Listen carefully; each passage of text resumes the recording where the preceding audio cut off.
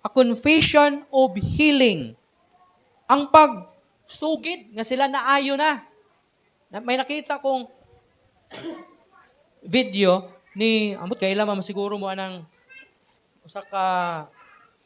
usa ka reporter ang kurman sa radyo nga si Randy Cañedo. Porting sukuan niya sa usa ka babae. Suko kayo sa usa ka babae nga nagpakitabang o nangayo og tabang sa iyaha. Tungod sa rason nga ang iyang anak daw nga nagtrabaho, na disgrasya sa trabahuan, ug unya wala daw tabangi sa amo. Last 2003 pa daw, 2023. So wala daw naayo, gipangutana siya ni Randy Cañedo. Wala ba gyud siya tabangi bisag gamay? So wala gyud. Manang naamid na ako diri kay gusto ko nga matabangan sa financial o sa legal nga pamaagi. So, ningon na si Randy nga, sige, tabangan ka na mo. Siguro mitunol og tabang pod financially. Pero pagkaugma, may adto tong amo niya dito sa estasyon. Nagdala og mga ledger, nga may mga handwriting dito pirmado sa maong mama nga nagreklamo, nga wala kuno siya matagaan. Nahibaluan dito nga gitagaan din siya sa amo sa iyang anak. Samtang na ospital. Permero na daw 6 mil, na ay 4 mil, na ay 50 mil. Porte sukuan ni Randy Cañedo, ingon niya, bakakon ka. Ha? Imo ming gibakakan, wa jud ka mutugan og tinuod. Porte sukuan niya sa maong babae, uban ni Roderi Sala, kung wala ko masayop. Subot pa sabot, bisan tuod, gitabangan. Pero wala gayod siya mahimong mapasalamaton kay wala man siya mutugan nga siya natabangan. Usahay inana ta. Nga sa diha nga nagpray ta sa Ginoo, kabalukang nga gitubag ka sa Ginoo. Pero wala ka nahimong mapasalamaton sa Ginoo. Ha? Mas na-appreciate nimo ang tigpautang, na-appreciate nimo ang Indian, na-appreciate nimo ang card, siya maning nagapautang. Na-appreciate nimong bangko nga nagalon. Na-appreciate nimo ang is na nakapalon sa imo. Pero wagid nimo pasidong ang Ginoo. Nga unang-una, siya ang imuhang gipangayuan. Siya ang atong gipangayuan. Sa iya hata nagpakitabang. Wa ka masayod na ang Ginoo naggamit aning mga tawhana, niini na mga agency, niini na mga kumpanya para itagbo ang imong gikinahanglan. Kung sabay gusto nimo, kanang makit-an nimo ang Ginoo nga nagtunol og binandol nga kwarta sa imo para makaingon ka nga kini iya gyud sa Ginoo. Usahay inana magud ta moratag literal nga gusto nato nga makita nato ang kamot sa Ginoo nga nibaba dito sa langit, gihatag sa imo personal ang kwarta. Kay humanta mangayo sa Ginoo, malimot man ta sa Ginoo. Unya mas ma-appreciate nato ni mga tao nga nahimong instrumento diha sa atong gipangayo. May usa ka tao nga nalunod o na stranded sa dagat.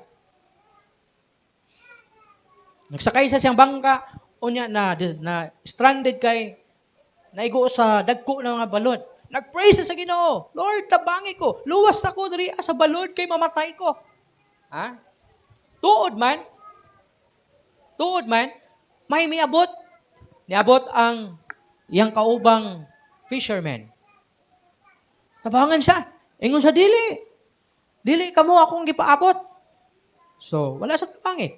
Niabot ang kining sabay tawag anang tig-rescue ang dagat gani. Rescuer, no? Niabot og ingon siya nga, dili kamo akong gipaabot. Na ako'y gipaabot na mutabang sa kuha. Then niabot ang kanang masundalo sa dagat. Tawag anak nila. Ha? Coast Guard, oh. Kaya, sir, dali sir Gib. Kanang kinahanglan ka kay dali na sakay na. Ingon siya. Dili ko kay na ako'y gipaabot na mutabang sa kuha. So, sa lagto na pagkistorya, dumilian niya ang tulo nga buot mutabang sa iya. And then, nalunod ang bangka ug namatay. Pag-abot niya sa langit, mutana sa Ginoo. Siya, Ginoo, grabe na akong ampo sa imo. Wag ko nimo tabangi. Grabe na akong ampo sa imo, pero wag ko nimo luwas ha. Kay kung giluwas pa ko nimo, dili unta ko mamatay. Unsay tubag sa Ginoo? Ingon siya, Juan, gitabangan ta ka. Katulo ko nagpadala og rescuer para luwason ka. Pero nagdumili ka, hinungdan nga namatay ka. Kay wala man ka nagpa-rescue. Subot pa sabot, kadto mga tawhana nga niadto sa iya aron i-rescue siya, gigamit sa Ginoo aron maluwas siya. The same pud na sa atuang sitwasyon. Now, ingon pa, the 10 cried out of Jesus, but only one came back to thank Him. Imagine, napulo sila, pero isa lang ang may balik, nagpasalamat kaniya. 10 were healed, but only one was saved. Ano man, naayo to sila, pero isa lang ang naluwas. Ang naluwas katong miila, kang Jesus Christ, na siya Dios. 10 got something temporal, but only one got something eternal.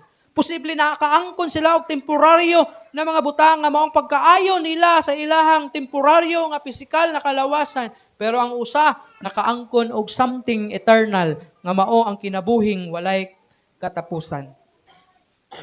This Samaritan man, the only one who returned to give thanks and praise, is the only person to be told.